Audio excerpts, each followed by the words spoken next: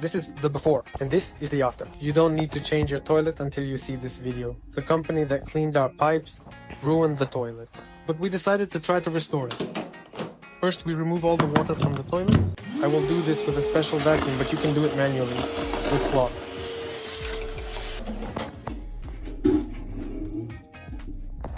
I will use special paint for restoring ceramic surfaces. Before applying the paint, we need to degrease the surface.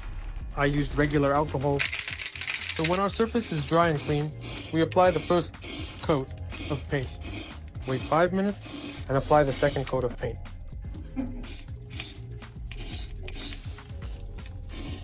This is the before, and this is the after. The result is simply amazing, friends.